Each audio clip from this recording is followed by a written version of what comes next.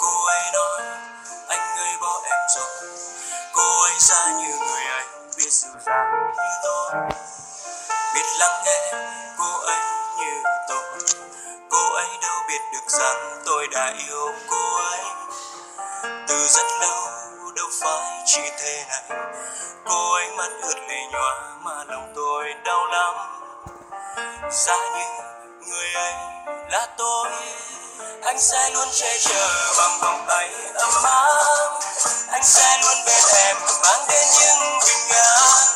Anh sẽ luôn bên em chìm gió mỗi tối. Bên cạnh em mang đến những niềm vui.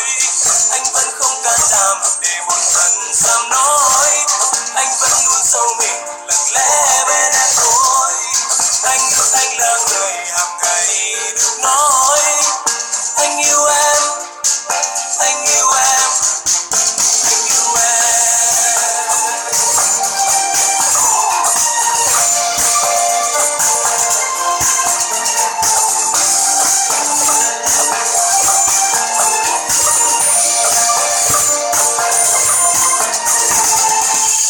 Cô ấy ướt lệ nhòa rồi chạy lại ôm tôi. Cô ấy nói anh ơi bỏ em rồi. Cô ấy ra như người anh biết dịu dàng như tôi, biết lắng nghe cô ấy như tôi. Cô ấy đâu biết được rằng tôi đã yêu cô ấy từ rất lâu, đâu phải chỉ thế này. Cô ấy mắt ướt lệ nhòa mà lòng tôi đau lắm. Giá như người ấy là tôi, anh sẽ luôn che chở bằng vòng tay ấm áp. Anh sẽ luôn bên em mang đến những bình an. Anh sẽ luôn bên em chịu cho mỗi tối. Bên cạnh em mang đến những niềm vui. Anh vẫn không can đảm để một lần dám nói. Anh vẫn luôn giấu mình lặng lẽ bên em thôi. Anh ước anh là người hàng ngày được nói. Anh yêu em, anh yêu em, anh yêu em.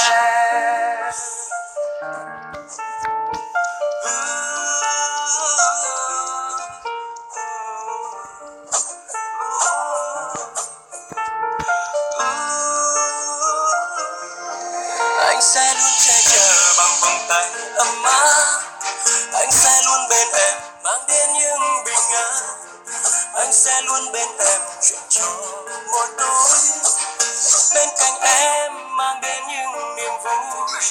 Anh vẫn không can đảm để một lần dám nói. Anh vẫn luôn giấu mình lặng lẽ bên em thôi. Anh ước anh là người hàng ngày được nói. Anh yêu em, anh yêu em, anh yêu em. Anh sẽ luôn che chở bằng vòng tay ấm áp. Anh sẽ luôn bên em mang đến những bình an. Anh sẽ luôn bên em chuyện trò mỗi tối. Bên cạnh em mang đến những niềm vui. Anh vẫn không can đảm để một lần dám nói. Anh vẫn luôn giấu mình lặng lẽ bên em thôi. Anh ước anh là người hàng ngày được nói. Anh yêu em, anh yêu em, anh yêu em.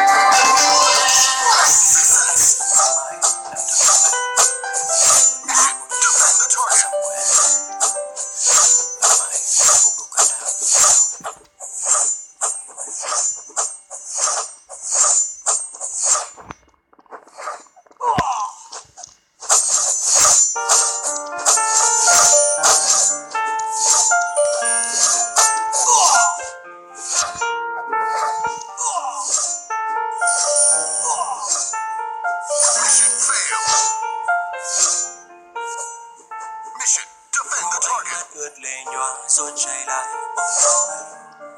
Cô ấy nói anh ơi bỏ em rồi. Cô ấy ra như người anh biết dịu dàng như tôi, biết lắng nghe cô ấy như tôi. Cô ấy đâu biết được rằng tôi đã yêu cô ấy từ rất lâu, đâu phải chỉ thế này. Cô ấy mắt ướt lệ nhòa mà lòng tôi đau lắm. Giá như người ấy là tôi, Anh sẽ luôn che chở bằng vòng tay ấm áp. Anh sẽ luôn bên em mang đến những bình an. Anh sẽ luôn bên em chìm cho mỗi tối.